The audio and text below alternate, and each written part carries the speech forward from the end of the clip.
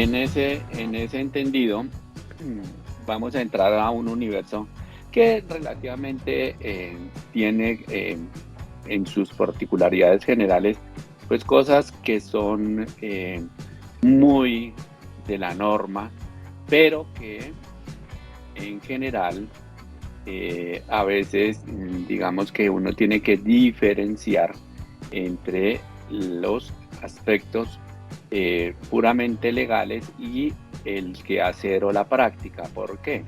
Porque a veces la práctica hace que olvidemos un poco esos aspectos legales que la contratación estatal nos debe encaminar en atención a que en nuestro Estado de Derecho, por nuestra naturaleza, somos un país que está, digamos, en general normado y para todo buscamos que existan normas. Bien, en materia de contratación estatal, quizá aquí está, si no todo, por lo menos lo más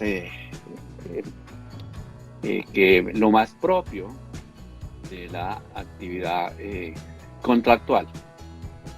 En esta presentación vamos a hacer una relación de algunas de las normas que por su naturaleza, no siendo inicialmente específicas en materia de contratación estatal, sí nos generan un referente o una obligación de recurrir a ellas por alguna de las actividades que en desarrollo de la gestión contractual tengamos. Entonces, pues como les decía, como Estado que está en general regido por normas, contrario, por ejemplo, a otros en el que la Constitución es el marco general y de ahí se desprenden, digamos que las actuaciones no necesariamente están regladas. En Colombia, pues obviamente tenemos nuestro marco que es la Constitución política, y de manera especial en temas de contratación tenemos una primera ley que es la ley 1474 del año 2011, ley a través de la cual se dicta un estatuto anticorrupción. Curiosamente, esta primera norma lo que nos indica es que lo que debería ser una práctica normal, entendida dentro de las buenas costumbres, nos toca llevarlo a un marco normativo con el fin de regular estas actividades. Adicionalmente a esta ley 1474 tenemos un decreto que es el decreto ley 4170 del año 2011, a través del cual el Estado colombiano creó una entidad que hoy conocemos como la Agencia Nacional para la Contratación Pública, Colombia Compra Eficiente. Y hay que traerla a colación porque es a través de esta agencia que se dictan orientaciones, regulaciones y se desarrolla la implementación de lo que conocemos hoy como SECOP 1, SECOP 2 y la tienda virtual.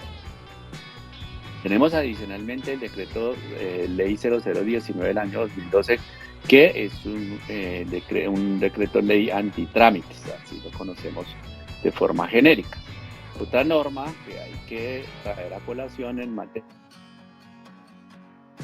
de esta ley 1437 del año 2011, a través de la cual se crea o se desarrolla el manual de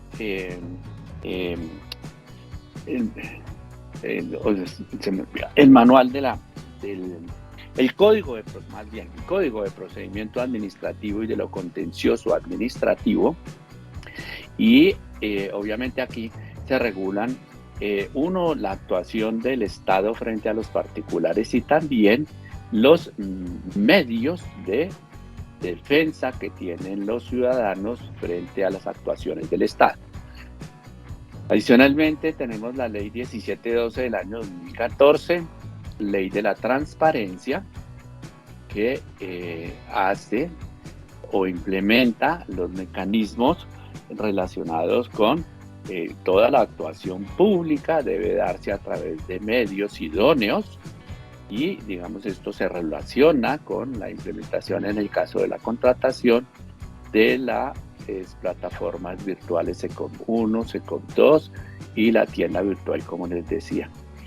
Tenemos el decreto 1273 del año 2018, que viene inicialmente a regular y reglamentar lo que tiene que ver con los aportes a la seguridad social. Luego tenemos la ley 1918 del año 2018, que es una ley que desarrolla un marco de inhabilidades e incompatibilidades, específicamente la de los delitos sexuales.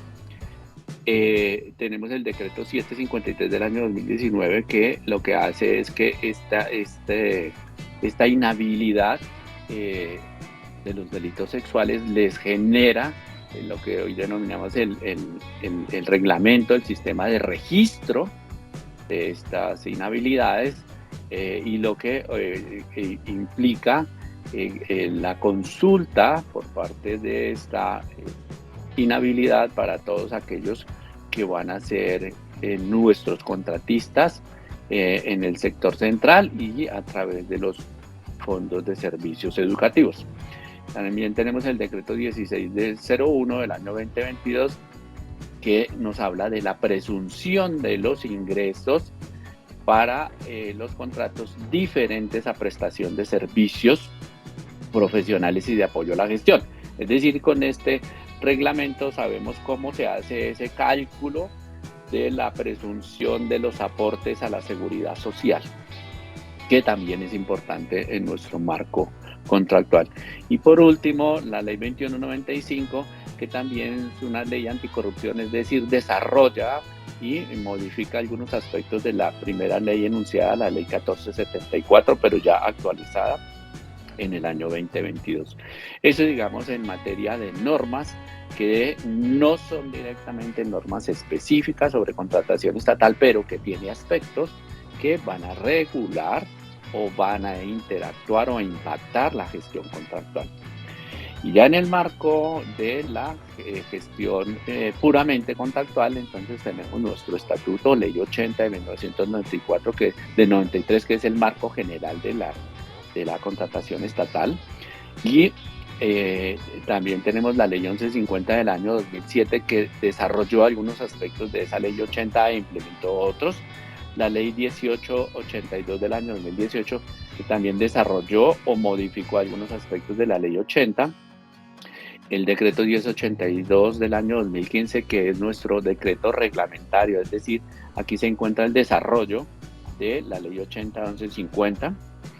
Y el decreto 310 del año 2021, que es un decreto que reglamenta lo que tiene que ver con los acuerdos marcos de precio en el Estado colombiano y su obligatoriedad en las diferentes instancias, orden nacional, departamental, municipal y municipios de diferentes categorías. Y en nuestra entidad tenemos un marco especial o excepcional, que es el de los fondos de servicios educativos, que está previsto en la ley 715 del año 2001 y desarrollada a través del decreto 1075 del año 2015.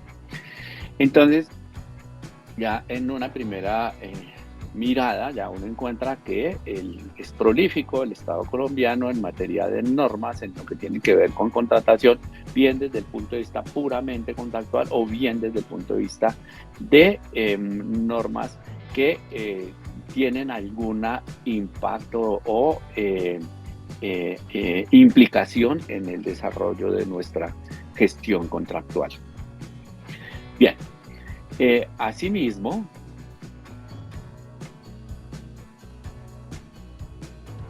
tenemos que la actividad contractual en el Estado colombiano está prevista para desarrollar a través de principios. Y quizá esto a veces uno, cuando lo está mirando, uno dice, ¿cómo así? Entonces, ¿eso qué significa? Eso lo que significa es que muchas veces nosotros por esa a, a su edad, por esa, voy a decirlo de otra forma, por esa eh, eh, cantidad de normas que tenemos, uno esperaría que para todo haya norma y resulta que en materia de contratación no necesariamente hay norma, pero sí hay principios. Entonces, la primera mirada de los principios la tenemos que ver desde el marco constitucional en el artículo 209. Allí en el artículo 209 nos habla que la función administrativa está regida por principios y entre ellos enuncia el principio de celeridad, principio que simplemente nos indica que hay que hacerlo de manera oportuna. La celeridad no es correr, es hacer en debida forma todo lo que tiene que ver con nuestra actividad cuando se trate de satisfacer una necesidad. Tenemos otro principio que es el principio de moralidad. Quizá este principio de moralidad a veces es un poco complejo definirlo, pero el Código Civil tiene una muy buena definición de moralidad y la asocia con la actividad propia del buen padre de familia. ¿Qué quiere el padre de familia para su hijo? Quiere lo mejor. Ese es el principio de moralidad. Es decir, como esa relación o ese compromiso del padre hacia su hijo para que siempre tenga lo mejor, esté bien, tenga todo y no le haga falta nada. Ese es, digamos, en la generalidad este principio de moralidad en materia de gestión. Es decir, la moralidad en la gestión administrativa contractual es hacer de acuerdo con la necesidad lo que deba hacerse en su oportunidad. También nos enuncia este artículo 209 constitucional el principio de eficacia y eficacia entendida como que hagamos lo que por lo menos nos comprometimos a hacer. Si dijimos que con los recursos asignados a nuestra entidad íbamos a comprar, vamos a decir de forma genérica, vamos a comprar unos bienes tecnológicos y esos bienes los vamos a distribuir en X número de colegios, haga por lo menos eso, compre esos bienes tecnológicos y distribúyalos en esos colegios que digo. Y el principio de economía. El principio de economía entendido, digamos, en dos frentes. Uno, desde el punto de vista de economía en el tiempo, es decir, que no tome mucho tiempo hacer las cosas. Y principio de economía en términos de dinero, en tanto tiene que ver con, oiga, siempre usted debe buscar proveer las cosas que requiere al menor costo sin que ello sacrifique la calidad de los bienes. Tenemos otro principio desarrollado en este artículo constitucional 209, que es el principio de igualdad, es decir, a todos hay que tenerlos, y vaya a decir de forma figurativa, ponerlos en la misma condición para que puedan ser partícipes y la administración los trate de la misma forma. Y por último, tenemos el principio de imparcialidad, es decir, que yo debo ser garante de que todos tengan las mismas oportunidades. Y quizá aquí un poco cuando está uno haciendo este desglose de los principios, a veces ocurre que se va uno y se mete en el universo de otro de los principios. Entonces hay como una interrelación, una mezcla. Entonces, quizá un principio nos lleva a otro y esto es como un juego de roles que en algunas oportunidades puede que yo haya sido imparcial, pero que yo no haya tratado con igualdad a los interesados. Entonces, aquí hay que ser muy cuidadoso en la aplicación de estos principios. Ese desarrollo constitucional también está previsto en el artículo 267 que habla del control fiscal. Entonces, como nosotros como entidad ejecutamos recursos públicos, esos recursos públicos están sometidos al control de las autoridades, entiéndase la Contraloría Distrital para el caso de los recursos de la entidad territorial y la Contraloría Nacional, es decir, la Contraloría General de la República para los recursos que recibimos por parte del Sistema General de Participaciones que es distribuido desde el orden nacional. Entonces, confluyen, para el caso de nosotros en la entidad territorial, esos dos controles que pueden ser concomitantes, pero que tienen relación a la fuente de los recursos que estemos comprometiendo. Si son del orden nacional, Contraloría General de la República; si son del orden del distrito, la Contraloría Distrital. Y eso también quiere decir que cuando tenemos recursos públicos, pues obviamente los tenemos en razón y aplicación de una función social. Y para el caso de la educación, el cumplimiento de los fines de una educación adecuada, oportuna, pertinente, de calidad, entendida ella como ese marco obligacional que tiene la Secretaría de Educación. Bien, pero adicionalmente a estos principios de orden constitucional también tenemos los principios de orden legal. Entonces tenemos el principio de responsabilidad. Y el principio de responsabilidad va encaminado, uno, a satisfacer las necesidades de los particulares, de los niños, en este caso, nuestra función de educación, pero también de responsabilidad en tanto tiene que ver con la actuación de los ordenadores del gasto y los intervinientes en los procesos. Responsabilidad para hacer las cosas como deben hacerse, responsabilidad para cumplir con el fin de esa gestión y responsabilidad para dar cuenta y obligación de lo que estamos haciendo frente a la inversión de los recursos. También hay otro principio, que es el principio de planeación, es decir, nada en el Estado debería gestarse sin que haya una debida planeación. Y en materia de contratación vamos a mirar cómo más adelante este principio de planeación se empieza a desarrollar desde la formulación de nuestro plan anual de adquisición. El debido proceso, que no es otra cosa que garantizar en los tiempos y con la debida oportunidad la gestión debido proceso para poder en todas las actuaciones escuchar y dar oportuna atención a quien interviene o a quien nos pregunta sobre determinada situación según se trate. En materia de contratación, si ponemos un pliego, por ejemplo, a publicidad y nos preguntan, dar la respuesta en la oportunidad. ¿Para qué? Para que el interesado tenga claro lo que está preguntando, o más bien se le aclare lo que está preguntando con el fin de que pueda o no participar según corresponda en nuestra gestión, o para que nosotros le demos claridad sobre lo que hemos hecho en nuestra actividad contractual. Principio de transparencia, que básicamente es que lo que está de un lado se debe ver efectivamente igual a lo que está en el otro lado, es decir, no debe haber nada por debajo de la mesa, por decirlo de forma figurativa, en materia de transparencia. El principio de seguimiento, que no es otra cosa que la obligación de dar curso oportuno a las cosas según corresponda.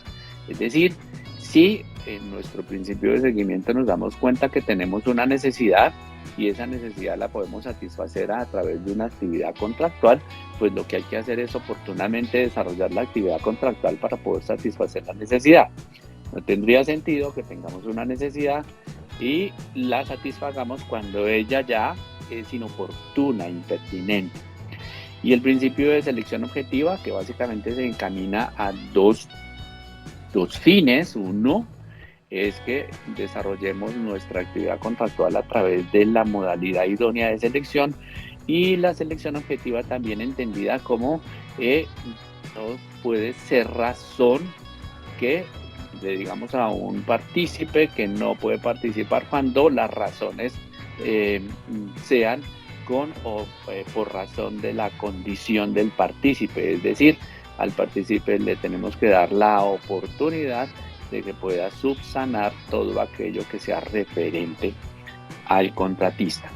Entonces, hasta aquí quizá podríamos tener una charla de este día y una semana y un mes, porque estos principios básicamente lo que hacen es que cada uno de ellos tiene muchas, digamos, implicaciones, tiene muchas particularidades y esto solamente podría ocuparnos ese tiempo que tenemos previsto hoy para esta charla.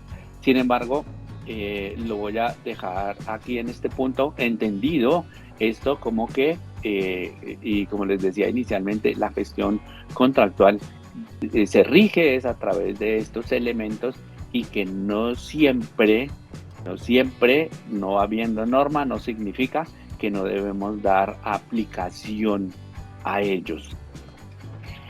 Bien. Eh, eh, Tal vez de lo que les comentaba, ese principio de selección objetiva encaminado a esos dos fines que les decía. Uno, adelantar la necesidad por la modalidad idónea y quizá en ese sentido, de alguna manera, todos aquellos que hemos tenido la oportunidad de tener o estar directamente relacionado con la gestión contractual, siempre escuchamos en el argot popular que se dice que la gestión contractual fue objeto de fraccionamiento. Pues el fraccionamiento era algo que la ley 222 del año de 1983 tenía previsto, pero que con ocasión de la expedición de la ley 80 de 1993, es decir, 10 años después, desapareció, pero finalmente esta se concretó en la ley 1150 con el desarrollo de la selección objetiva. Entonces, quizás si hoy encontramos alguna mención al fraccionamiento, debe asociarse con la violación al principio de selección objetiva, que era uno de los aspectos que yo les decía. Y el otro era el que tiene relación con que el oferente, es decir, la ausencia de documentos o referentes respecto al proponente, que no sean objeto de comparación en las propuestas, no será causal para el rechazo. Y quizá aquí, digamos, esto no es que sea novedoso, simplemente que a través de esta ley se vino a implementar en atención a que hasta antes de la expedición de esta ley 1882 del año 2018, había unas posturas en el Consejo de Estado en materia que todo aquello que quisiera ser presentado por parte de un interesado debía hacerlo al momento de la presentación de su oferta. Sin embargo, con este marco normativo lo que nos indica es que lo que se espera es que el contratista presente toda su documentación al momento de la presentación de la oferta, pero si le llegaría a faltar algo, pues objeto de comparación, ese algo puede ser requerido y eso es de lo que se denominan los requisitos habilitantes. Entonces, en esto, pues es importante tenerlo claro para entender que la gestión contractual implica que todo lo que tenga que ver con el oferente puede ser, de acuerdo con la modalidad, requerido hasta previo el momento de la adjudicación. Valga decir, aquí hay que distinguir en las diferentes modalidades cómo se adjudica para entender cuál es ese momento previo. Bien.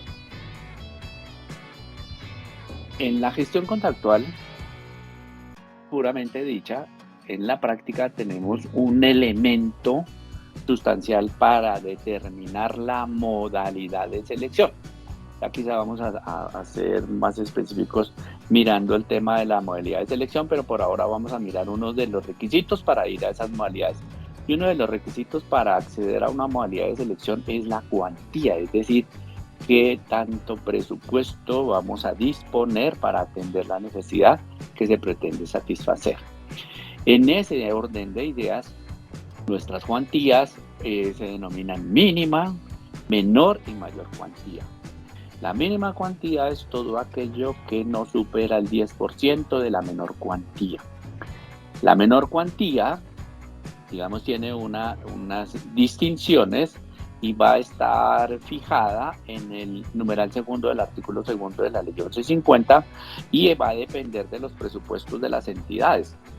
Valga decir, en materia de presupuesto de la entidad Secretaría de Educación, que tiene alrededor de 6 billones de pesos, la menor cuantía son 1.000 salarios mínimos legales mensuales vigentes. Es decir, la primera causal. ¿Por qué? Porque el presupuesto así lo determina. Pero en este mismo artículo tenemos que hay una última previsión y dice que aquella entidad que no tenga un presupuesto superior a los 350.000 salarios mínimos legales mensuales vigentes, la menor cuantía serán 280 salarios mínimos. Y en ese caso, esa es la previsión que se aplica para los fondos de servicios educativos. Entonces, en el mismo numeral, en el mismo artículo, dependiendo de la cuantía de la entidad, se va a poder determinar cuál es esa menor cuantía. Y en todo caso, para el caso de la mayor cuantía sí será todo aquello que supere esa menor cuantía. Es decir, si estuviéramos en la entidad, lo que supere 1.000 salarios mínimos legales mensuales vigentes será mayor cuantía, y para el caso de los fondos, lo que supere los 280 salarios mínimos legales mensuales vigentes será mayor cuantía. Pero la explicación está dada es por razón del presupuesto de la entidad. Entonces, este es uno de los elementos que debemos tener en consideración cuando vayamos a entrar a las diferentes modalidades de selección. ¿Cuál es el otro? Está implícito ahí. El otro que está implícito ahí es el qué o el objeto. Bien, entonces aquí tenemos ya las modalidades de selección. Entonces valga decir que figurativamente hagan de cuenta que tenemos una vía, en principio, que tiene 5 carriles. Y normalmente cuando uno va por una vía, normalmente, lo digo de forma genérica, uno solamente puede andar por un carril. O anda por el carril 1, que es de la licitación pública, o anda por el carril 2, que es el de la selección abreviada, o anda por el carril 3, el que es el concurso de peritos, o anda por el carril 4, que es la contratación directa, o anda por el carril 5, que es la mínima cuantía, y quizá cuando estemos en un fondo de servicios educativos habrá un sexto carril, que es el del régimen especial, porque ese tiene, como su nombre lo indica, unas condiciones y particularidades especiales que se rigen por iconocación de lo que el consejo directivo de cada establecimiento educativo dicte. Entonces habrá un sexto carril. Bien, digamos que en tema de las modalidades de selección, aparentemente uno, digamos, las enuncia y hay 5. Sin embargo, valga decir, en el Estado colombiano, la ley 80 establece que la licitación pública es la regla general. Es decir, inicialmente se concibió que todo aquello que fuera objeto de satisfacción a través de un proceso de selección, la ley lo que dice es hágase por la ley, hágase por licitación pública. Sin embargo, esta previsión se moduló con la expedición de la ley 1150 para decir, oiga, cierto es que la regla general debía ser la licitación. Sin embargo, de acuerdo con la naturaleza, de acuerdo con el presupuesto, habrá otras modalidades con el fin de hacer mucho más expedita la contratación de nuestra necesidad. Entonces, de ahí es que se desarrollaron las diferentes modalidades de selección que vemos enunciadas ahí. Pero la selección abreviada en realidad tiene 9 hijitos. Y en esos 9 hijitos encontramos 3 que son o van dirigidos a la adquisición de bienes de características técnicas uniformes, como lo son la selección abreviada por subasta inversa, la selección abreviada por bolsa de productos y la selección abreviada em, de subasta inversa, decía ya, de, sí, acuerdo marco de precios. ¿Por qué? Porque la naturaleza de ella significa que es lo que vamos a adquirir son bienes de características técnicas uniformes y de común utilización con independencia de su diseño, su color, su modelo. Es decir, por decir algo de forma genérica, vamos a comprar una silla, puede que la silla sea de rodachines, puede que la silla sea de patas, puede que la silla sea de base circular o cuadrada, entonces siempre será una silla, pero tendrá algunas particularidades y eso hace que sea un bien de características técnicas uniformes y en consecuencia ese bien puede llevarse a una ficha técnica. Mientras que las otras 6 son bienes que no son bienes de características técnicas uniformes y en las que encontramos, entre otras, la selección abreviada de menor cuantía. Es decir, para el caso de la entidad, toda aquella que está entre los 100 y los 1000 salarios mínimos legales mensuales vigentes. Para el caso de los fondos, lo que está entre los 28 y los 280 salarios mínimos legales mensuales vigentes. También tenemos ahí la selección abreviada para por declaración de desierta de licitación pública, la selección abreviada para la adquisición de bolsa de productos o bolsa mercantil, la selección abreviada para la adquisición de productos para el sector defensa, entre otros. Entonces, estas modalidades, digamos, la más utilizada es la selección abreviada de subasta inversa y la selección abreviada de menor cuantía. Ahí, digamos que se ha venido desarrollando por iconocación de la ley la selección abreviada por bolsa de productos o acuerdo marco de precios, que esta, si bien no está dentro de las modalidades de selección, el instrumento de agregación de demanda, porque fue, digamos, un desarrollo que hizo la Agencia Nacional para la Contratación Pública, tiene mucha similitud con la selección abreviada por acuerdo marco de precios.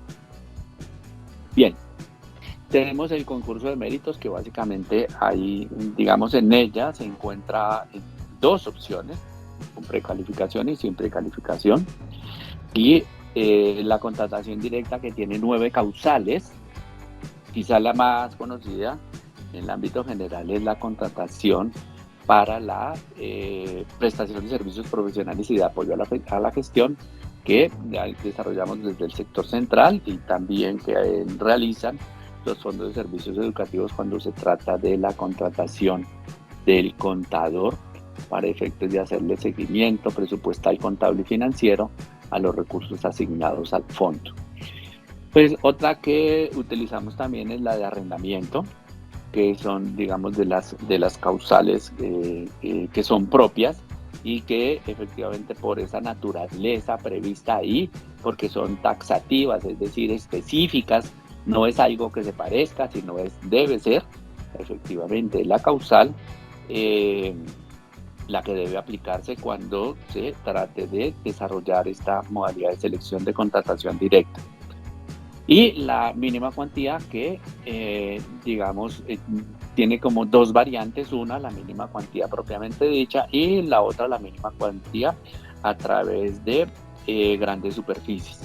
Son como las dos variantes. Entonces, cuando uno las lee de primera mano, uno dice 5 modalidades de selección, sí, pero recuerden que cada una o algunas de ellas, como lo tenemos ahí ilustrado, tiene hijitos, puede decir desarrollos, que lo que hacen es variar o identificar esa posibilidad de gestionar los recursos por alguna de esas modalidades.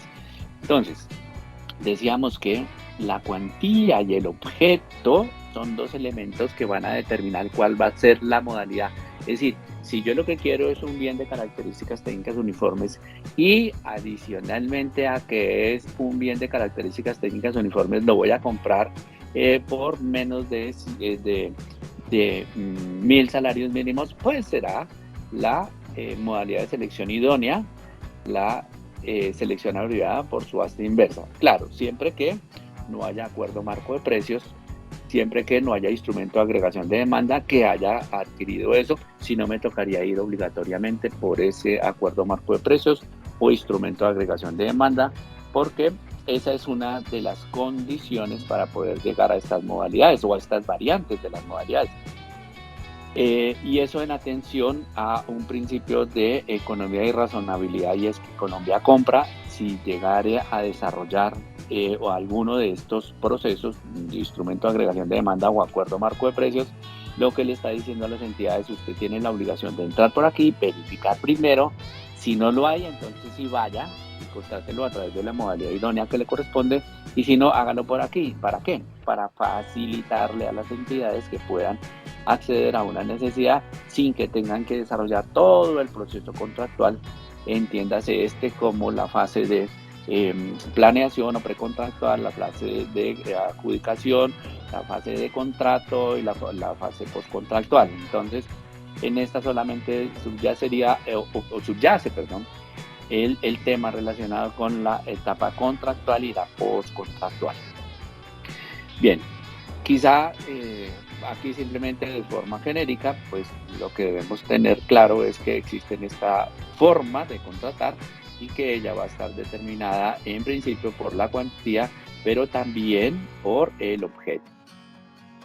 Bien, les decía inicialmente cómo por allá en esos principios que habíamos enunciado, el principio de planeación, pues el principio de planeación lo desarrolló la ley 1474 y nos indicó que la entidad debería tener una planeación para la gestión de los recursos y en consecuencia también como esta es una actividad que es propia de la gestión de los recursos, el decreto reglamentario 1082 entonces nos indicó que efectivamente la entidad debe contar con un plan anual de adquisiciones en el que debe dar a conocer las necesidades que pretende satisfacer la entidad con los recursos que les son asignados. En el caso de la entidad, con el presupuesto que le aprueba el Distrito Capital, y en el caso de los fondos de servicios educativos, con el presupuesto que le asigna el distrito y el Sistema General de Participación. Se debe determinar qué se va a hacer con estas pláticas. En tema del Plan Anual de Adquisiciones, como lo estamos viendo ahí, digamos que tiene 3 escenarios. Primero hay que elaborarlo y quizá, digamos, en la práctica tenemos hoy en día 2 herramientas a través de las cuales se podría elaborar este plan anual, y uno es la herramienta del plan anual en el SECOP 1 y otra es la herramienta en el del plan anual en el SECOP 2.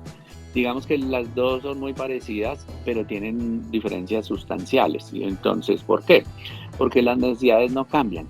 Lo que cambia es que en el caso de la formulación del plan anual en el SECOP 2 está formulado a través de códigos.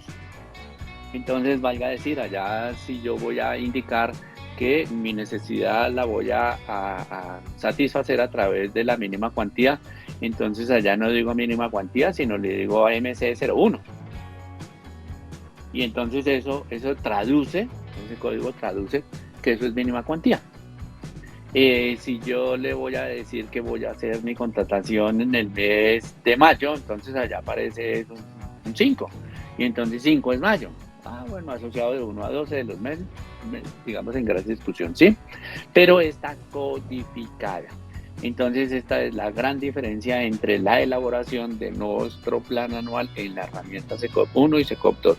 Quizá en la práctica las dos lo que confluyen es a indicar cuáles son las necesidades que la entidad ha estimado que va a formular y las plantea. Lo ideal es que nuestro plan anual de adquisiciones sea por lo menos igual al presupuesto asignado. Digamos que es la regla general, pero no significa que todo el presupuesto de la entidad deba estar detallado ahí, porque seguramente hay algunas actividades que no son propias, o sea, no son actividades propiamente contractuales, entonces no se van a ver reflejadas en nuestro plan anual. Pero, digamos, tenemos la obligación de elaborarlo. Y esa elaboración significa necesariamente un cargue de una información y una aprobación para poderla subir a nuestra herramienta y dejarla allí publicada. Y eso lo debemos hacer antes del 31 de enero de cada anualidad. Esa es como la obligación general. El plan anual debe estar cargado por las entidades en la herramienta, digamos, en cualquiera de las dos herramientas, SECOP 1, SECOP 2, antes del 31 de enero de la anualidad. Una vez que esté cargada, porque fíjese que aquí el cargue no significa propiamente la publicidad, pues tenemos que darle publicidad. En el caso del SECOP 1, con el cargue del Excel, y una vez le dice uno, listo, guardar, pues queda publicado.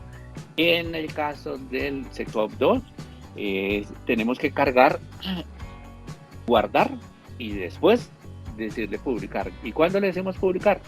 Cuando después de guardar él nos diga que las líneas están adecuadas y conformes. ¿Por qué? Por el tema de la codificación. Y tenemos una tercera fase en el tema del plan anual de adquisiciones que tiene que ver con la actualización. Actualización que debe darse por lo menos una vez en el mes de julio de cada anualidad. Entonces aquí quizá lo que tendremos que decir es que lo ideal es que el plan anual de adquisiciones que se cargara fuera y que se siguiera.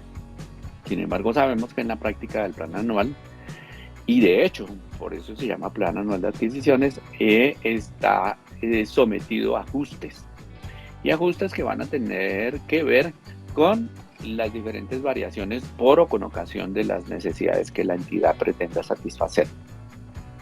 Entonces, pero digamos, lo recomendable es, ojo, no lo estén, porque, digamos, no hay una prohibición expresa, decir, oiga, yo lo voy a cambiar todos los días. No, nadie les dice que esté prohibido. Sin embargo, pues no se ve bien que una entidad publique un plan anual y cuando esté avanzado, no sé, el primer mes, tengamos tantas modificaciones como días, 30 modificaciones. O sea, el plan no quedó bien. Por eso, planear hay que pensar. Y pensar es desarrollar estrategias para poder identificar las actividades que normalmente hacemos y que requieren de una actividad contractual para poderla satisfacer.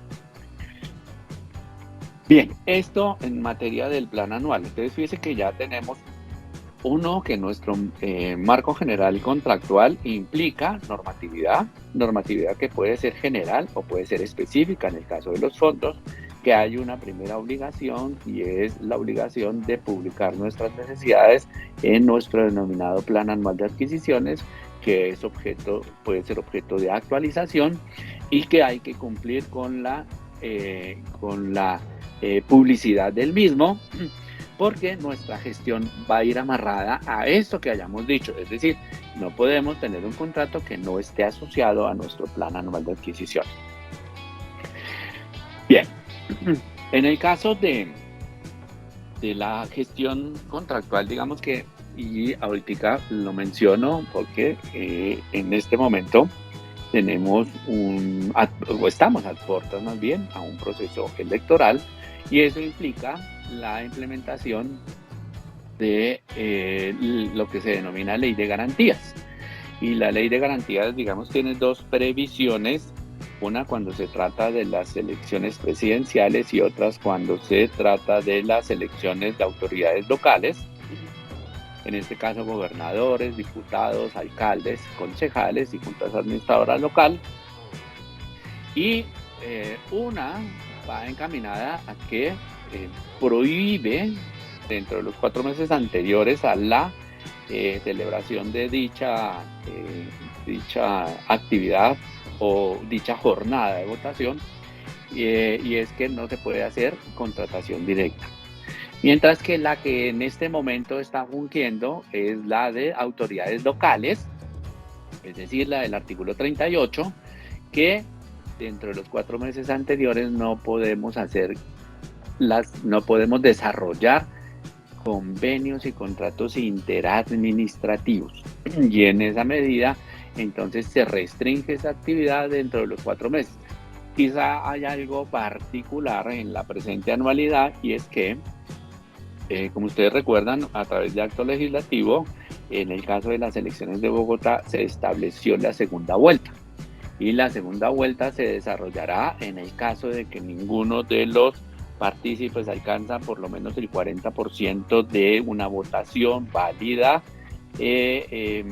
Entonces iremos a una segunda vuelta con los candidatos que hayan obtenido la mayor votación en esa primera vuelta.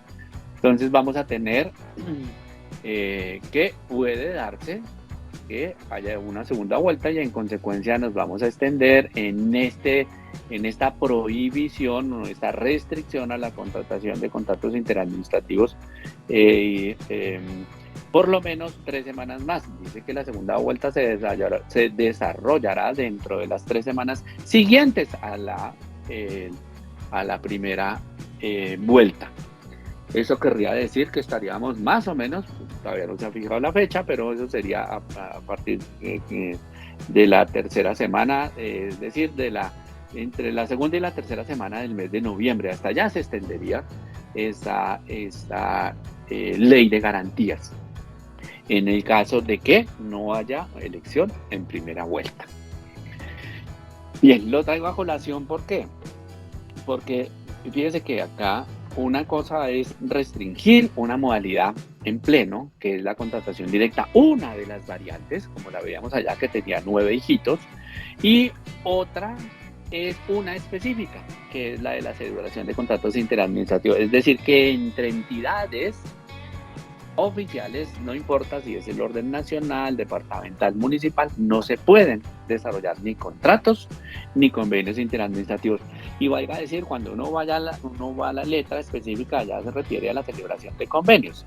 Pero esto ya se hizo extensivo a los contratos por razón de la jurisprudencia. Quizá, digamos, en el ámbito de los abogados entendemos claramente que hay norma específica, pero también hay jurisprudencia, y hay jurisprudencia que se vuelve de carácter obligatorio. Digamos, ahí en general hay jurisprudencia o sentencias que son interpartes, pero hay otra, como las sentencias de la Corte Constitucional, que se vuelven erga omnes, es decir, para todos los habitantes del territorio, y en consecuencia esa jurisprudencia dio alcance a que entiéndase que tampoco se pueden celebrar contratos, porque a veces uno, y perfectamente es claro que la ley desde el punto de vista teleológico, es decir, desde el alcance de la norma, se leía que era solamente para los convenios, pero en este caso se le dio también a través de la jurisprudencia alcance a los contratos. Bien. Vamos ahora en este momento a mirar como esos estadios en el que se desarrolla toda actividad contractual.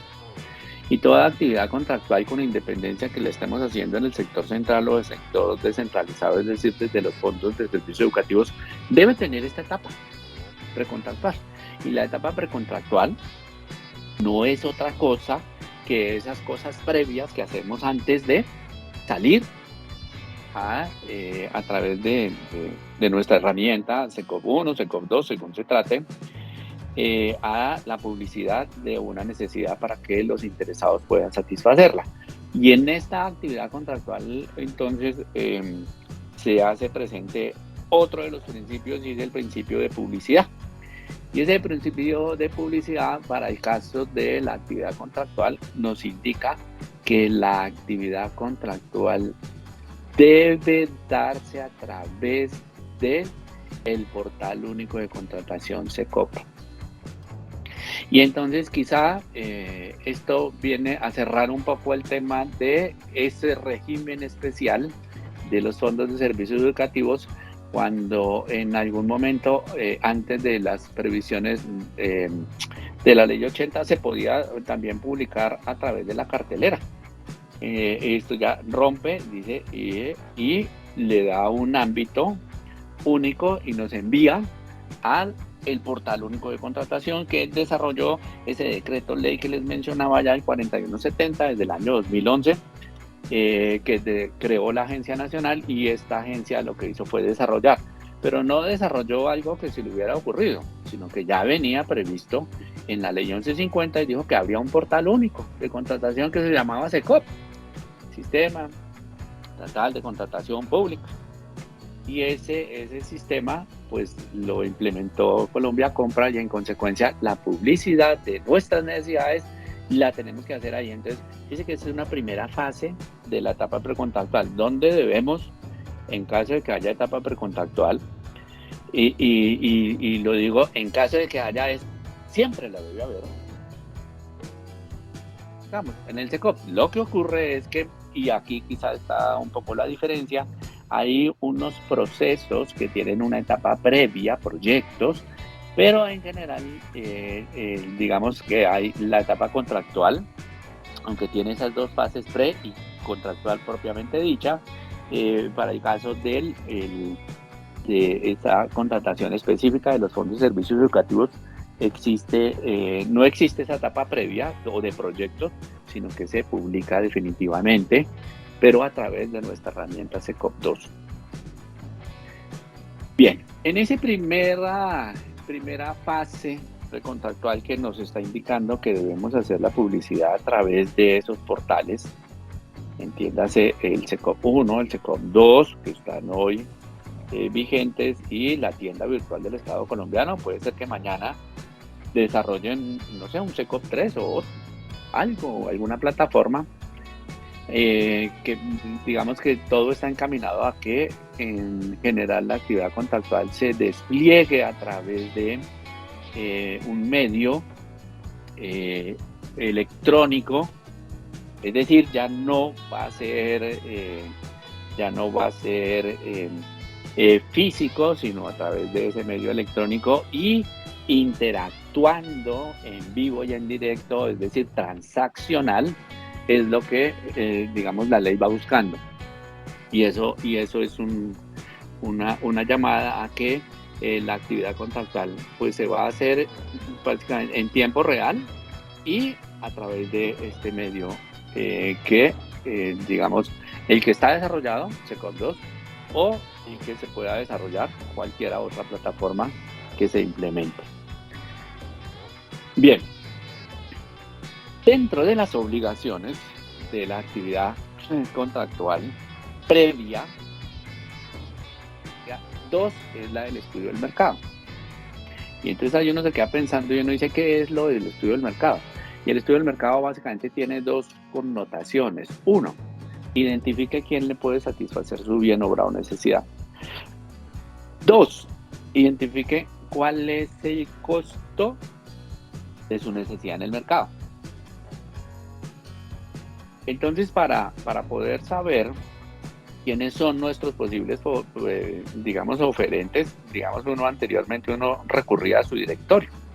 Ahora, su directorio puede estar o en la plataforma de Colombia Compra, porque ahí están inscritos todos los interesados en satisfacer bienes, obras o servicios en el Estado colombiano. Otro es el que provee la Superintendencia de Industria y Comercio. Ahí hay un listado también de empresas que están registradas y que proveen bienes, obras o servicios. Entonces ese es como un segundo directorio, y un tercer directorio, el que, digamos, constituye las entidades propiamente entendidas ellas como sus interesados. Entonces fíjese que aquí hay 3 escenarios. Entonces lo ideal de recurrir a esos 3 escenarios lo que hace es facilitar la pluralidad de interesados. Bien, y la segunda connotación es poder saber cuál es el valor de nuestra necesidad. Y aquí quizá hay que entender que cuando yo cotizo en el mercado para poder conocer el valor de mi necesidad y poder estimar el valor y poder abrir un proceso de selección. eh, digamos, entre más grande sea el universo de esas cotizaciones, pues mucho más acertado va a ser la definición de nuestro costeo con el fin de poder conocer nuestra necesidad. Uno. Y dos, también hay que entender que la definición de la necesidad no está dada por el precio de venta al público particular, sino por el precio de venta para una entidad estatal. Y entonces, digamos, ¿en dónde está la diferencia? La gran diferencia está en que cuando yo voy como cliente personal a comprar algo, el precio es el que está fijado por el establecimiento donde yo llego. Mientras que para el caso de la entidad estatal, el precio es el precio que está fijado más todos los costos que implique la proveeduría de ese bien, obra o servicio.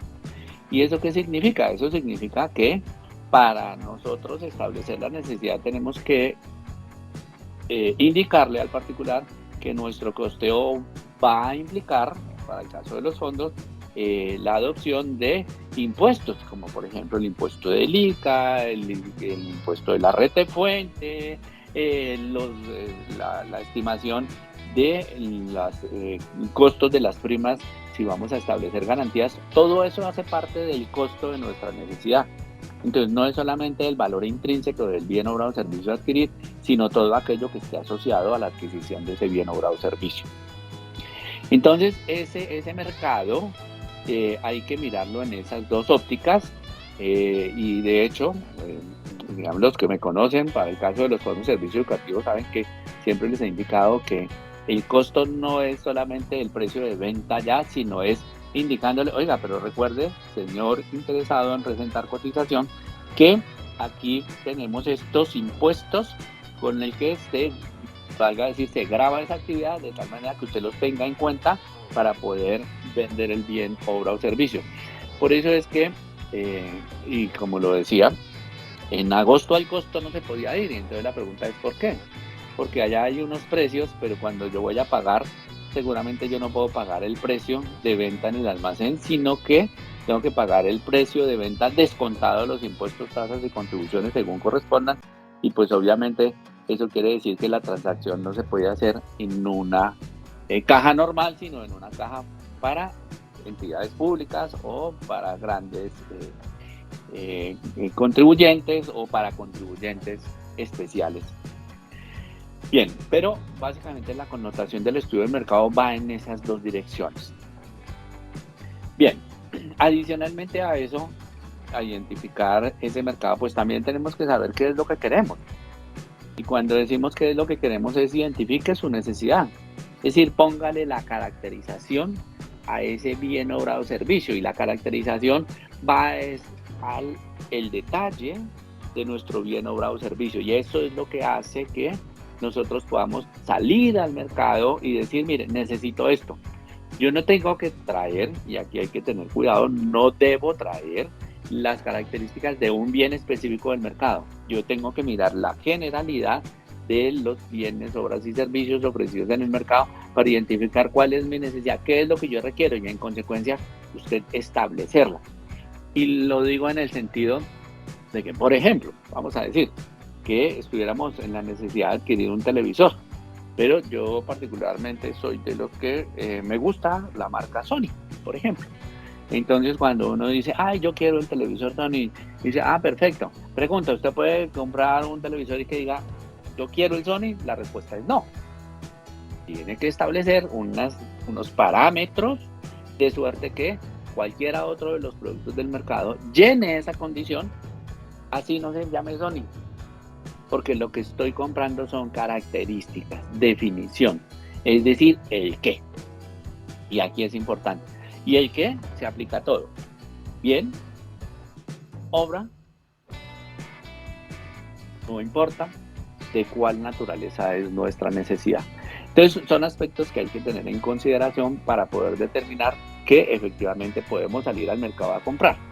Porque si no detallamos lo que va a comprar, pues seguramente pueden llegar muchas cosas y muchas de ellas aparentemente cumpliendo, pero en últimas que no van a satisfacer nuestra necesidad.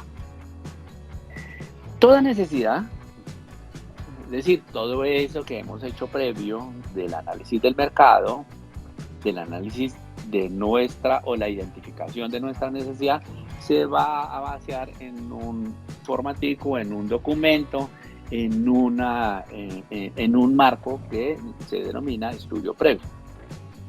Estudio previo que básicamente lo que hace es, primero, justificar por qué quiero comprar eso. O sea, ¿qué es lo que me lleva a que tenga esa necesidad? Segundo, la identificación misma de lo que yo quiero. Oigan, nosotros necesitamos llevar unos niños de un espacio a otro, necesitamos llevar unos funcionarios de un espacio a otro. Entonces, ¿qué es lo que quiero hacer? Contratar servicio de transporte. Ah, listo, el objeto a contratar. ¿Y por qué necesita llevar a esos funcionarios? Entonces, es la definición de qué es lo que usted pretende hacer. Los necesito llevar porque estoy adelantando el proyecto de mejoramiento, de calidad, estoy haciendo con los niños reconocimiento de diferentes escenarios, espacios. Perfecto, entonces esa justificación debe estar armonizada con esa necesidad que es el objeto, con esa condición. Oiga, ¿qué es lo que quiere hacer? ¿Lo quiere llevar en buses grandes, en buses medianos, en microbuses? ¿Los quiere llevar a cierta distancia? Entonces yo defino las condiciones técnicas de ese servicio. ¿Hasta qué capacidad? ¿Qué recorrido? ¿Qué distancia? Uno de los elementos que normalmente se tiene en cuenta para efectos de poder indicar esa necesidad, pues mire usted si usted ha tenido que satisfacer eso anteriormente y vaya a recurrir al histórico, o si no tiene histórico, entonces recurra a las cotizaciones y al análisis del mercado de esa necesidad. Y aquí volvemos otra vez a decir que ese análisis es en las dos vías. Uno, ¿quién me puede proveer? Dos, ¿cómo me proveen ese bien y cuánto se estima el valor de esa necesidad?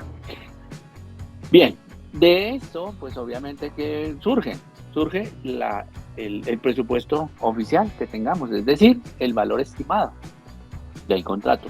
Y ahí vamos a decir que ese valor estimado lo hemos sacado del análisis del mercado por razón de las cotizaciones, del análisis del mercado por razón de las cotizaciones y del histórico, o del análisis del mercado de acuerdo con,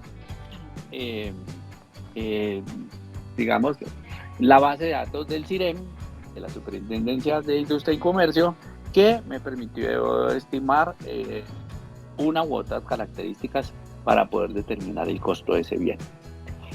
Otro siguiente aspecto que tenemos que decir es, oiga, ¿cuánto nos debería de ese proveedor de bien, obra o servicio satisfacer esa necesidad? ¿Por qué tiempo? Paso de ejecución. ¿Requerimos o no garantías? Diga, si la requiere, explique por qué y diga cuáles. Si no la requiere, explique por qué y en todo caso, diga cuáles son cuál es la justificación para no establecer garantías. Entonces, las garantías no son obligatorias, pero debe estar justificada la exigencia y la no exigencia. Obviamente, determine que usted tiene un dinero que puede disponer, y aquí, digamos, ahí encontramos dos particularidades. Antes era regla, en cualquier proceso de selección usted tuviera que contar con un CDP. Hoy en día no es regla que usted cuente con un CDP para algunas de las modalidades de selección. Es decir, valga decir, cuando usted va a hacer una selección, va a hacer una adquisición de un bien, obra o servicio a través de la modalidad de licitación pública, usted puede abrir la licitación en proyecto de pliego si no necesita CDP. Digamos, en gracia de discusión, así está previsto.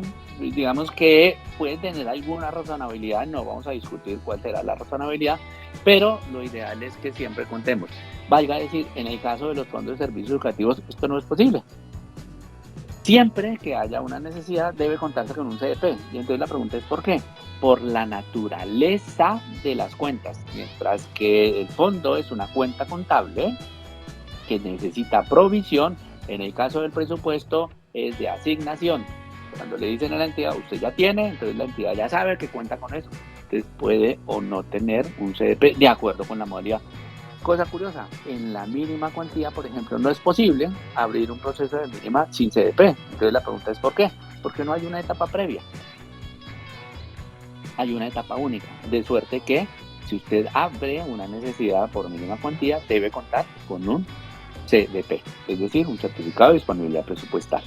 Es decir, usted debe contar con plata en su presupuesto en el rubro que corresponde. Bien se trate de un proyecto de inversión o bien se trate de un gasto recurrente, si es así. Y obviamente tenemos que hacer un análisis de riesgos. Y ese análisis de riesgos, ¿qué significa? Tenemos que identificar que en nuestra actividad podemos tener riesgos. Por sí, la naturaleza de la contratación implica un riesgo.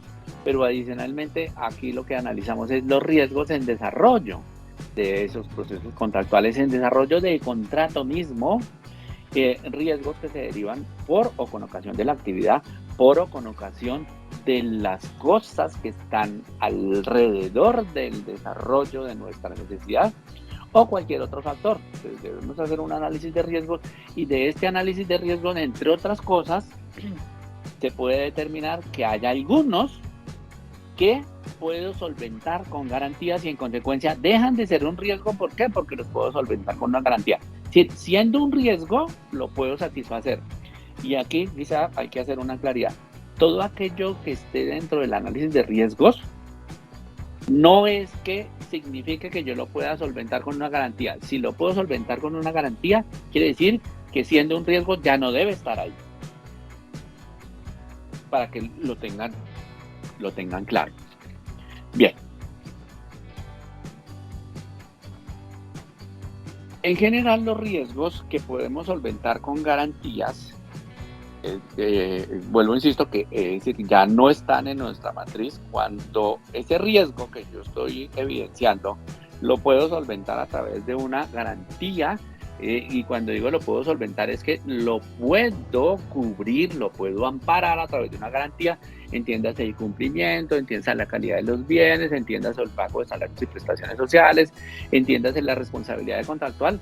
Es un riesgo que deja de estar en la matriz para irse al campo de las garantías. ¿Por qué? Porque a través de una póliza yo lo puedo satisfacer o cubrir. Y esto significa que yo tengo que hacer o tengo que tener valga decir, un cierto conocimiento en la actividad que voy a desarrollar con el fin de poder identificar esos riesgos. Vamos a decirlo de forma genérica. Cuando yo contrato un bien y ese bien está siendo afectado por el tema de la divisa, es decir, es necesario importar esos bienes y están sometidos al precio del dólar, ese es un riesgo que es inherente a una materia que se llama cambiaria. Pero ese riesgo no lo puedo solventar con una garantía. Entonces, como no lo puedo solventar con una garantía, lo dejo en nuestra matriz de riesgos y yo le digo, oiga, lo que tengo que hacer es un análisis para mirar qué es lo que está pasando con la volatilidad de la moneda extranjera. De suerte que si yo veo que la volatilidad no es mucha, es decir, tiene una variación, pero la variación tiene cierta estabilidad, sube y baja, entonces digo, listo, si lo establezco como un riesgo, que de hecho es un riesgo cuando tenga que ser, cuando mi bien, obra o servicio sea importado, y de acuerdo con la variación lo debo asignar y lo debo cuantificar. ¿Y a quién se lo asigno? Pues se lo asigno al contratista o al futuro contratista, porque él, como conocedor del mercado, lo que él no va a saber es cómo cambia el dólar. Pero de acuerdo con mi análisis, yo sí puedo decir, mire, la variación de los últimos 6 meses ha sido del 2%. En consecuencia, usted le corresponde, eso quiere decir que una vez celebrado el contrato, el contratista tiene que hacer todas las provisiones para que ese riesgo no lo vaya a afectar. Contrario censo, valga decir, ocurrió en la época de la pandemia, porque con ocasión de la pandemia pasaron muchas cosas. Pasó, por ejemplo, que la industria le tocó parar y parar la industria significó, entre otras cosas, aumento de costos. Digamos, en algunos casos, algunos conflictos han afectado también el tema de las divisas, el tema del costo de algunos bienes o insumos.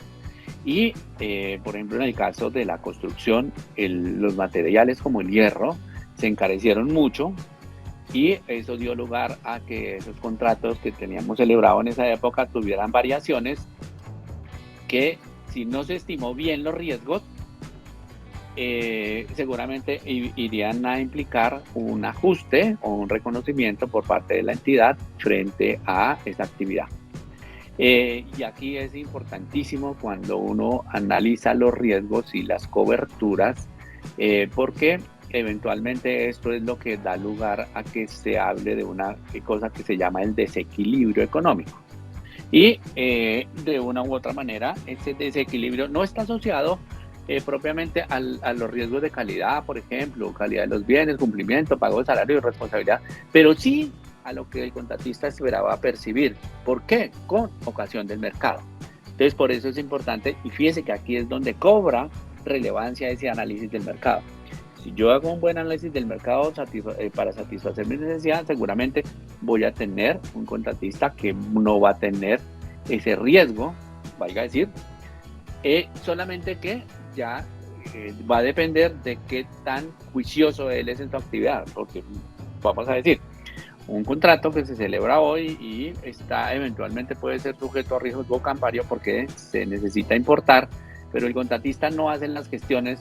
Siendo las hace oportunamente, pues seguramente después no me puede venir a decir, oiga, entidad, mire, es que hubo un cambio y eso me afectó. Yo, sí, señor, pero es que celebramos el contrato. Valga decir, el 27 de agosto y usted el 27 de septiembre está haciendo eso y ahí sí hubo un cambio importante, pero eso ya es una previsión suya. No del riesgo de cambio, sino usted no fue diligente. Entonces, pregunta, ¿puede ser objeto de un ajuste en esa ecuación del equilibrio? Seguramente no, digamos de entrada. Bueno, entonces, digamos, este tema de las garantías que a esos riesgos que pueden eventualmente tenerse, debemos tener en cuenta que estas son algunas. Cumplimiento, calidad de los bienes, salarios y prestaciones, responsabilidad extracontractual. Digamos que hay tres formas de constituir garantías, unas patrimonios autónomos, otras la póliza o otras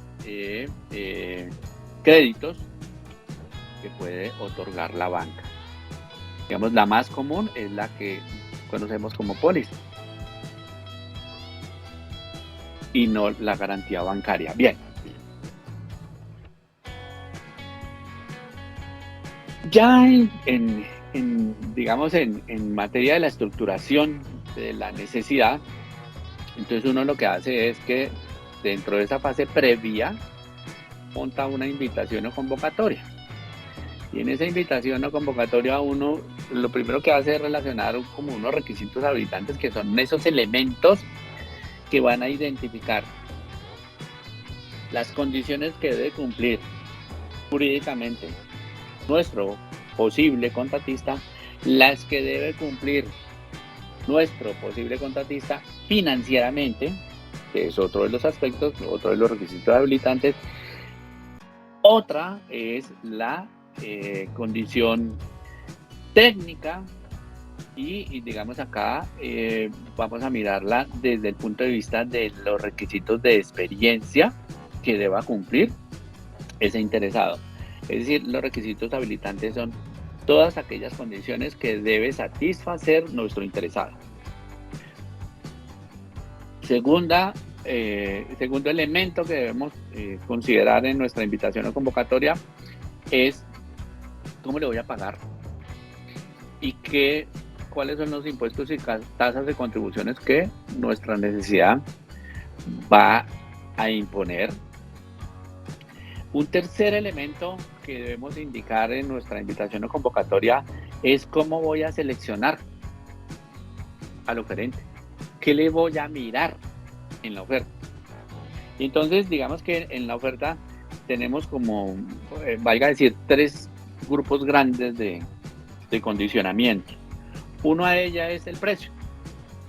Hay necesidades, como todas aquellas que son bienes de características técnicas uniformes, que cumpliendo esas condiciones, yo lo único que miro es el precio. Hay otras en las que yo puedo mirar el precio y la calidad. Y hay otras en las que yo miro condiciones técnicas, pero que yo no tengo en cuenta el precio. Que normalmente esas son las que están en la modalidad de selección de concurso de méritos. Allá sí necesito que se ajuste a cierto presupuesto disponible, pero el precio es lo último que yo reviso. Solo miro que no exceda. El precio no es una condición de selección. Y hay otro aspecto que yo debo formular en nuestra invitación o convocatoria, y es establecer un cronograma, es decir, un paso a paso. ¿Qué voy a hacer? ¿En qué tiempo? Estos son quizá como cuatro elementos sustanciales que debo definir en esa etapa previa cuando yo esté satisfaciendo mi necesidad. Y pues obviamente en materia de contratación esto es clave, porque si yo estructuro bien esto, pues seguramente mi proceso, mi fase contractual y mi fase postcontractual puede tener éxito. Claro, salvo ciertos riesgos. Pero ya dijimos que aquí yo en general estoy mirando a esos riesgos. Y hay unos que puedo ir y llevar a garantías, y hay otros que definitivamente debo establecer en esa matriz de riesgos y se los debo asignar y los debo cuantificar según corresponda. La segunda etapa es la etapa contractual, es decir, es cuando ya yo hago visible mi necesidad. Y en esa etapa contractual, digamos que el bien o la necesidad puede verse incluido en alguna de estas tipologías contractuales. Bien, mi necesidad concluya que yo lo que voy a hacer es una obra. Y valga decir, aquí si estamos desde el punto de vista, desde el sector central, estamos construyendo colegios, contrato de obra, pero si lo estamos haciendo desde el punto de vista, o más bien desde el escenario de los fondos de servicios educativos, seguramente voy a hacer un contrato de obra, pero no para construir, sino para hacer mantenimiento preventivo correctivo. Podemos también contratar servicio de transporte. Podemos comprar cosas a través del contrato de compra-venta. Podemos obtener suministro, es decir, todo aquello que requiramos, pero que vamos a diferir en el tiempo. Ese es un suministro. Podemos contratar servicios, y esos servicios pueden ser servicios personales o servicios técnicos. Y ojo que estos servicios personales no son los contratos de prestación de servicios profesionales o de apoyo a la gestión, no. Son otros servicios, solamente que, digamos, la regla es que esos servicios los hacen personas naturales o jurídicas. Pero servicios, valga decir, mantenimiento. Vamos a hacer mantenimiento a algo. Eso es un servicio. Y, digamos, aquí está como la tipología general de los contratos que realizan las entidades estatales. Valga decir, de acuerdo con la naturaleza, también hay otra tipología contractual. Por ejemplo, en el caso de los fondos de servicios educativos tenemos un contrato que normalmente se desarrolla y que es un contrato atípico. Es decir, no está definido por la ley, y es el contrato de tienda escolar. Es algo así como que yo les cedo un espacio a alguien, es como si lo estuviera rentando, pero fuera de eso va a prestar un servicio de alimentos, entonces es como una mixtura, entonces no es una prestación de servicios, no, es una tienda escolar. Y eso es lo que se denomina un contrato atípico. En el orden nacional también tenemos los contratos de concesión, que simplemente lo que hace el Estado a través de ellos es entregar o bien servicios como el de los servicios de energía a través de concesión o la construcción de obras, carreteras, puentes, servicios de puertos, concesión, servicio aeroportuario, concesión. Entonces, esas son otras tipologías contractuales, pero digamos en nuestro marco de la Secretaría de Educación normalmente tenemos esta tipología contractual, salvo los que desarrollan los fondos, que adicionalmente es lo que les indiqué. Bien, en esa fase contractual llegamos a que cuando ya determinamos que tenemos una selección y hay un interesado o calificado en el primer lugar, seguramente lo que hacemos es una recomendación. ¿Para qué? Para que se suscriba, o bien física o bien electrónicamente, un documento. Es decir, tenemos un acuerdo, y un acuerdo entre la cosa y el precio, entre el objeto y la contraprestación. Ahí tendremos contrato. Y luego ese contrato surte otra fase que se llama el perfeccionamiento. Y es efectivamente llevarlo a escrito de forma electrónica o de forma física. Cuando hay acuerdo entre el objeto y la contraprestación y este se le va escrito, se perfecciona el contrato.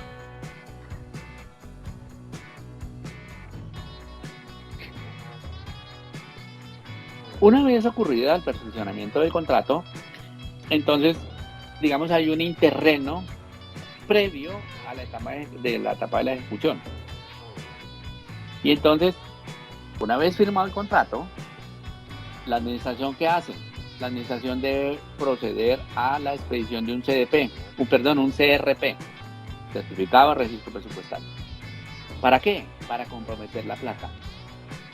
Si no tenemos garantías, con la constitución del registro presupuestal, salvo que se haya establecido que debe haber acta de inicio, comienza la ejecución del contrato. Si no dijimos nada sobre el acta de inicio, una vez que se obtenga el certificado de registro presupuestal, se entenderá que comenzó la ejecución.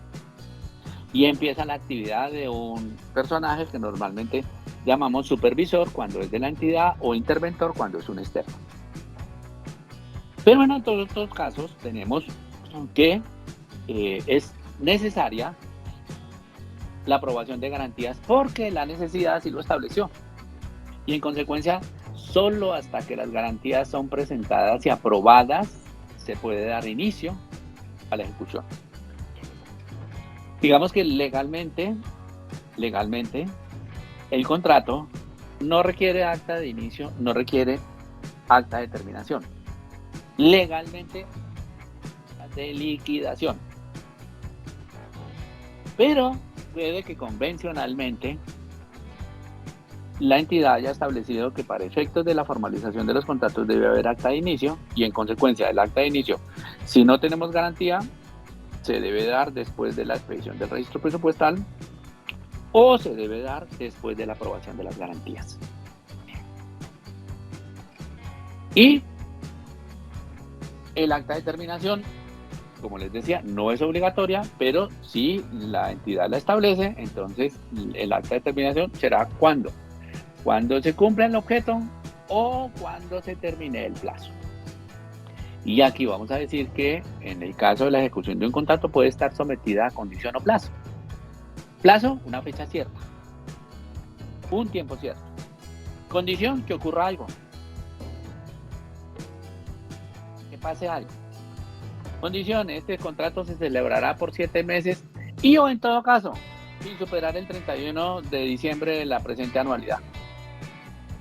Sí, cuando debemos, no sé, el contrato lo suscribimos en el mes de agosto y son 7 meses.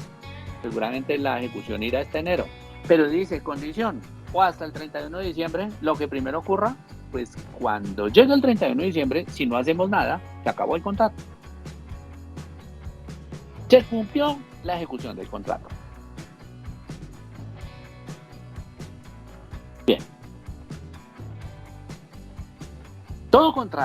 Todo contrato está sometido a una cosa que se llama la supervisión.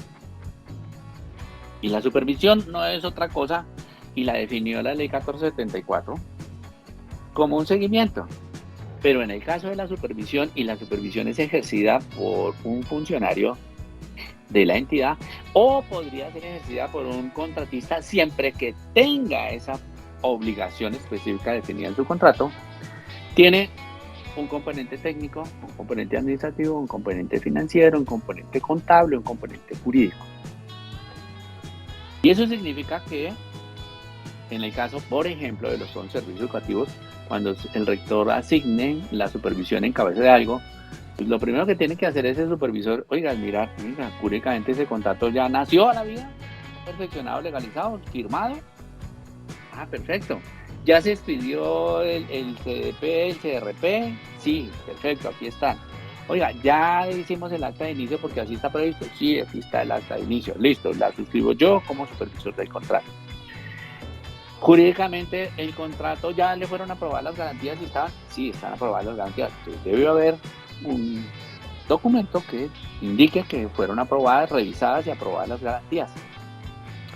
Contablemente, oiga, pues contablemente no es que yo le vaya a hacer la contabilidad, pero por lo menos debo saber que el contrato tiene CDP, que tiene CRP, y a medida que vaya avanzando, pues tengo que identificar cuál es el valor de avance para mirar cuál es el valor del registro presupuestal, ir haciendo el descuento, la diferencia entre esos valores para saber cuánto le queda por ejecutar. Pues contablemente lo hago. Financieramente, que exista el CDP y el RP. Administrativamente, que efectivamente ese contrato esté publicado.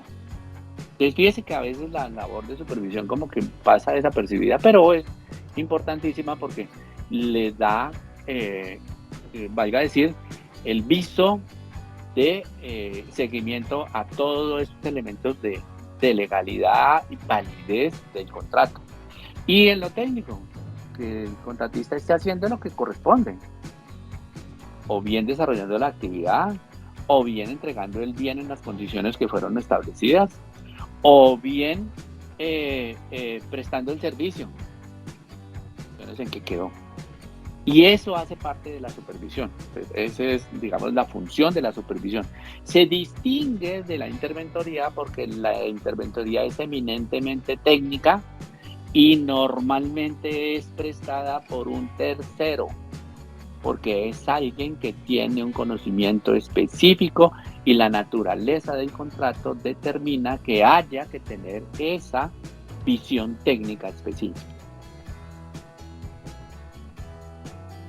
Bien, una vez que nosotros tenemos esta etapa previa, fíjense que ahí estamos en esa etapa contractual donde termina el proceso, donde se adjudica, más bien, donde celebramos el contrato y empezamos la ejecución del contrato y los cumplimientos y el seguimiento y las verificaciones y los recibos de satisfacción y los pagos. Llega un momento en que el contrato cumple el plazo o condición y vamos a pasar a una etapa postcontractual, después del contrato. ¿Qué pasa después del contrato? Después del contrato pueden pasar muchas cosas.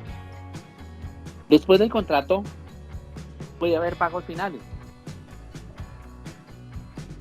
Durante el contrato pueden haber pagos parciales.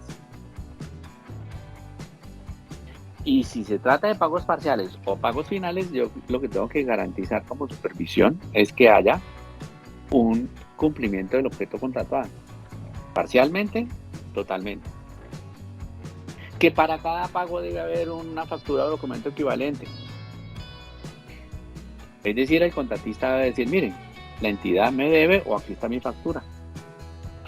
Que debe haber una verificación de los aportes a la seguridad social de ese contratista. Y recuerde, por allá en el marco normativo ya habíamos hablado por ahí del decreto 1601 que establece el sistema de presunciones. Oiga, este es un contrato de prestación de servicios profesionales. No, es un contrato diferente a prestación.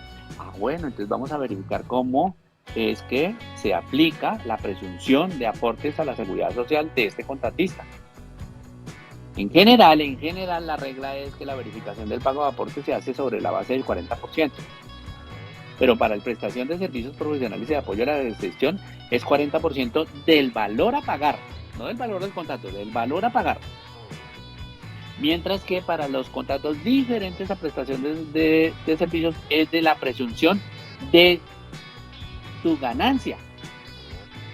La presunción de su ganancia. Entonces, ese decreto 1601 ya nos dice, oiga, mire, este es un contrato de servicios de tal naturaleza, mire, la presunción es esta. Antes, la ley le daba la facultad al contratista que lo hiciera, pero en todo caso le decía, señor, usted debe hacer la presunción, pero en todo caso, usted debe tener claro al hacer esa relación, porque usted es responsable de los aportes y la unidad de gestión de aportes para fiscales le va a hacer un seguimiento. Y mañana usted puede decir, mire, yo aporto tanto, y la unidad lo puede llamar y decirle, señor, usted celebró este contrato y yo veo que usted debe haber hecho un aporte mayor. Ah, bueno, es responsabilidad de él. Pero yo lo que hago es que cuando voy a pagarle hago una verificación de los aportes a la seguridad social. Eso se debía hacer. Cuando los bienes son objetos de ingreso al almacén, pues deben entrar al almacén. Debe haber un recibido. Y en todo caso, durante la ejecución, pues debo mirar que no se generen inhabilidades sobrevinientes. ¿Para qué? Para poder saber si el contratista puede continuar con su ejecución. Recuerden que toda inhabilidad sobreviniente lo que hace es que da lugar a que la entidad deba terminar anticipadamente el contrato. Y digamos, en términos de este aspecto de las inhabilidades, hay inhabilidades que lo que hacen es que imposibilitan que el contratista celebre el contrato. Y hay otras, como estas, las sobrevinientes, que imposibilitan que el contratista siga o continúe con la ejecución del contrato. Ya cuando lo celebramos estaba bien, no había problema. No tenía ningún tipo de inhabilidad. Pero por el camino surgió una. Ah, perfecto. Ahí, ¿qué tenemos que hacer? Terminar el contrato o cederlo. Ese personaje al que le surgió esa inhabilidad deje de ser nuestro contratista. Porque continuar prestando el servicio o celebrando el contrato o proveyendo los bienes sobre sus servicios por inhabilidad, pues lo que va a hacer es generarle una inhabilidad mayor y adicionalmente nos va a acarrear una responsabilidad disciplinaria, que es más o menos la regla. Bien, en la etapa post-contractual, pues, hablamos de lo que son los recibos a satisfacción. Y en esos recibos a satisfacción lo que vamos a encontrar es que es necesario que cada vez que le vayamos a pagar al contratista le debemos decir, le hemos recibido esto, cumple con todas las condiciones establecidas, era un bien, era una obra, era un servicio, y en consecuencia nosotros decimos que sí, que efectivamente lo prestó en las condiciones que se contrató, y en consecuencia le podemos pagar.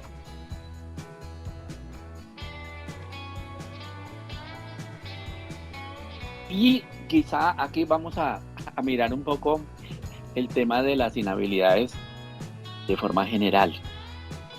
Y veía por ahí, creo que no, como tengo la presentación, entonces, pero escuché un rumbo, entonces no sé si hay alguna pregunta, pero vamos a decir lo siguiente. Las inhabilidades son, valga a decir, cortapisas. Son, me voy a decirlo en forma genérica, son nos. No puedo tener a un contratista que tenga una inhabilidad. Y las inhabilidades, digamos, aquí como estamos viendo en la presentación, tienen diferentes escenarios. Unas inhabilidades se generan por o con ocasión de hallazgos fiscales. Y eso lo hace la Contraloría. Otras inhabilidades se generan por razón de investigaciones en la personería. Digamos que aquí estas inhabilidades van encaminadas al caso de Normalmente esa inhabilidad es para el caso de la posesión, pero recuerden que también la personería adelanta procesos disciplinarios. Entonces, normalmente no se los adelantan los contratistas, sino los funcionarios. Pero puede que yo en algún momento haya sido funcionario y después me volví contratista y tengo una sanción de la personería, pues es una inhabilidad. La Procuraduría General, que le puede adelantar un proceso disciplinario a un contratista o a un funcionario, normalmente a un funcionario, pero que también, dependiendo de la naturaleza, puede dar lugar a una inhabilidad. Los antecedentes penales, es decir, toda aquella conducta que haya sido por o con ocasión de transgresión de la ley penal, Código Penal colombiano, nos genera un antecedente penal. Y si hemos sido privados de la libertad, pues ahí está el antecedente penal. Las medidas correctivas y preventivas, es decir, estas son todas estas que son contravenciones, que también administra la policía. La de los delitos sexuales.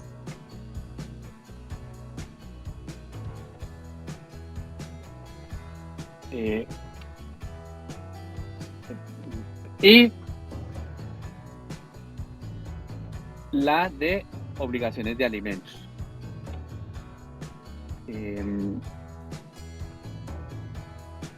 Creo que, bueno, me estaban marcando, sino que es que tengo acá, estoy utilizando dos escenarios. Entonces, sí, me imagino que estamos hablando de un tema de tiempo. Como les decía, esto es una cosa que, pero voy a tratar de concretar esta parte final para poder dar como esta orientación que les pueda a ustedes servir para el caso de nuestro próximo concurso y puedan tener claridades en el sentido de lo que ocurre con la gestión contractual.